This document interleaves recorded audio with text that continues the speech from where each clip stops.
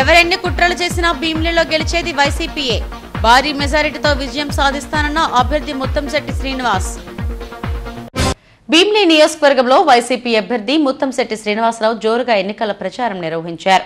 CM Jagan చేపడుతున్న పలు అభివృద్ధి సంక్షేమ కార్యక్రమాలకు ఆకర్షితులై పలువురు పార్టీలో చేరుతున్నారు. వీరికి కండువాలు కప్పి అభ్యర్థి అవంతి ఆహ్వానించారు. సీతమ్మదారులోని ఆయన నివాసంలో నియోజకవర్గ పరిధిలోని జనసేన పార్టీ నుంచి యువకులు వైసీపీలో చేరారు.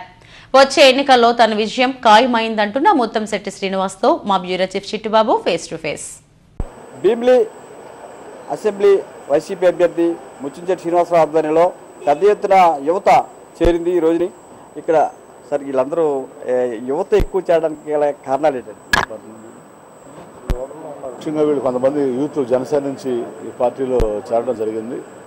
కారణం ఏంటంటే మరి వైఎస్ జగన్మోహన్ రెడ్డి గారు గవర్నర్ రాష్ట్ర ముఖ్యమంత్రి గారు వారు ఈ రోజున చేపట్టే సంక్షేమ కార్యక్రమాలు అభివృద్ధి కార్యక్రమాలు చూసి పెద్ద ఎత్తున స్వచ్ఛందంగా వాళ్ళు తరలి వచ్చి ఈ పార్టీలో జాయిన్ అవ్వడం ఆయన మద్దతు తెలియజేయడం జరుగుతుంది. తప్పనిసరిగా వారు మళ్ళీ ముఖ్యమంత్రి కావాలని కోరుకుంటున్నారు. ఎందుకంటే ఆయన ముఖ్యమంత్రి అయితే విశాఖ పరిపాలనా రాజధాని అవుతుంది.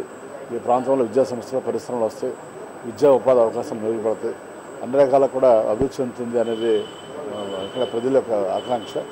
తప్పనిసరిగా అలాగే భీమిలిలో మరి మొన్న గెలిచిన మెజార్టీ కంటే ఎక్కువ మెజార్టీతో గెలిచి తప్పనిసరిగా మళ్ళీ వైఎస్ఆర్సీపీ జెండా ఎగరవేస్తామని భీమిలిని గౌరవ ముఖ్యమంత్రి గారికి బహుమతికి ఇస్తామని తెలియజేసుకుంటూ, సో దానికి ఉదాహరణగా నిన్న వేలాది మంది స్వచ్ఛందంగా వచ్చి నిన్న మరి అభిమానుల సమక్షంలో నామినేషన్ వేయడం జరిగింది. సో ఒక రకంగా నిన్నే మా గెలుపు డిసైడ్ అయింది. తప్పనిసరిగా మళ్ళీ డబుల్ మెజార్టీతో గెలిచి మళ్ళీ హ్యాట్రిక్ కొడతామని తెలియజేస్తాం. సిద్ధం బస్సు యాత్ర సందర్భంగా ఊపు ఎలా ఉంది? సిద్ధం సభ ఫస్ట్ భీములలో స్టార్ట్ అయింది, చాలా సక్సెస్ అయింది రాష్ట్రంలో అన్ని చోట్ల. అలాగే నిన్న అటుతోటి ఈ బస్సు యాత్ర కూడా ముగిసింది. బస్సు యాత్ర కూడా అన్ని జిల్లాల్లో బాగా సక్సెస్ అయింది, భీములలో కూడా బాగా సక్సెస్ అయింది. సో జగన్మోహన్ రెడ్డి గారు ఏ ప్రోగ్రాం తీసుకున్నా ఏ మీటింగ్ పెట్టినా ప్రజల దగ్గర నుంచి అపూర్వ స్వాగతం అఖండ ఆదరణ లభిస్తుంది.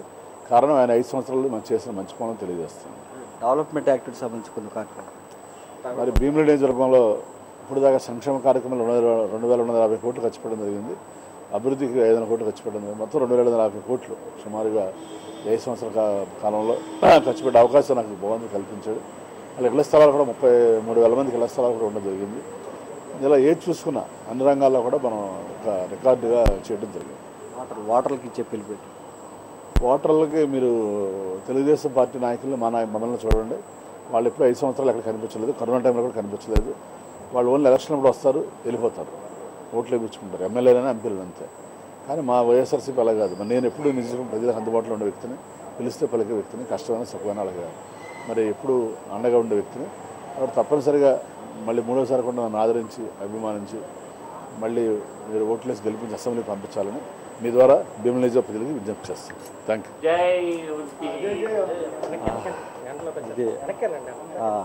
ఇది భీమిలి నియోజకవర్గంలో 3వసారి కూడా గెలిచి తన హ్యాట్రిక్ సాధిస్తానని ఎమ్మెల్యే ముత్తంశెట్టి శ్రీనివాసరావు చెప్తున్నారు. కెమెరా పర్సన్ అశోక్తో చిట్టుబాబు విశాఖ నుంచి.